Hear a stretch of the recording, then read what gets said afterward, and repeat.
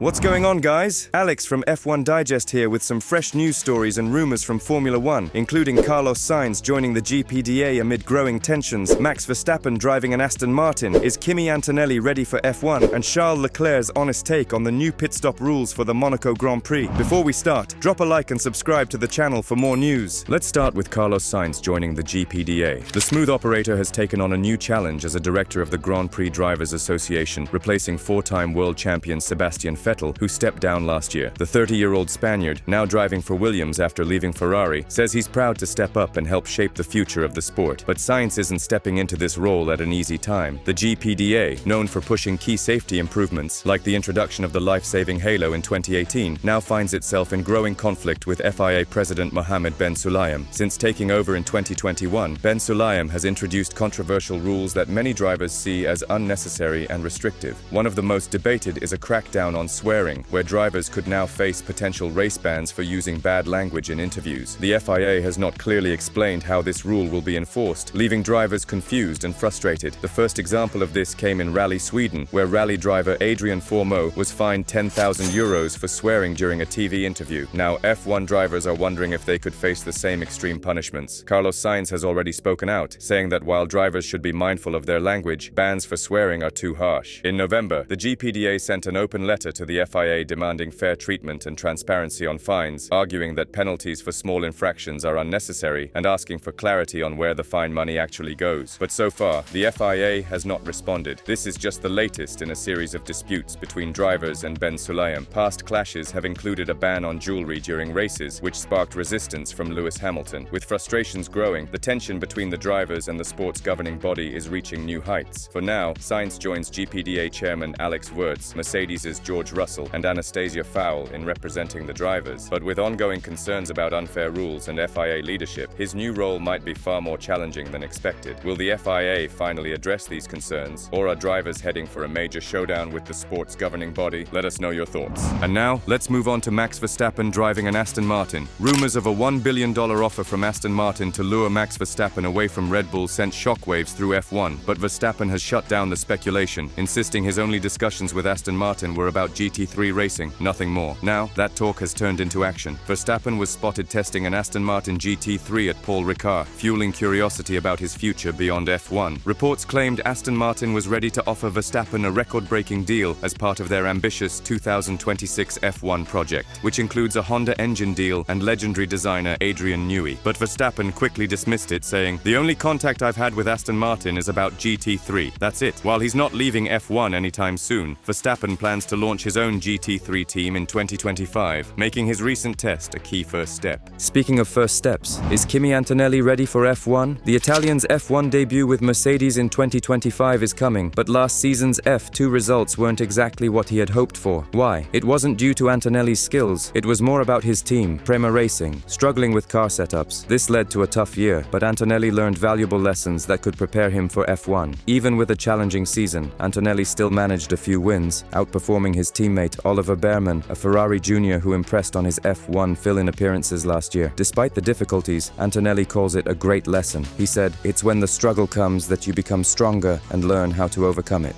This year is another big step, and I feel more prepared to face any challenges, Antonelli said, hinting that he's ready for what's next. Lastly, for today's digest, let's talk about how Charles Leclerc is feeling about the new pit stop rules for the Monaco GP. The Monegasque driver has always been open to changes in the Monaco Grand Prix, and the recent idea of mandating multiple pit stops in the race is no exception. With Monaco's narrow streets making overtaking nearly impossible, this could bring some unpredictability into the mix. Leclerc, who finally broke his Monaco curse last year with a home victory, sees the potential in adding more strategy to the race. Strategy will become a bit more of a thing, which I think is a good thing. He admits, though, that Monaco often feels a bit too quiet on race day. It can get a little bit too, not much happening. The goal of adding extra pit stops is to spice up the race by forcing teams into new strategies, even if overtaking remains difficult. Leclerc supports this idea, calling it a way to make things more interesting. But he's also cautious. We've got to be open-minded. If it doesn't work, we need to change it back. Over the years, Formula One has tried many changes to improve the show, but not all have worked as expected. Monaco's layout might still make track position crucial, even with the extra stops. With the race locked into the calendar until 2031 and some exciting changes planned, Monaco may be on the verge of a new chapter. Will mandatory pit stops be the solution to making the race more thrilling? Only time will tell. Leclerc's in the perfect position to see it unfold, and we'll be watching closely. Do you think mandatory pit stops will make the Monaco GP more exciting,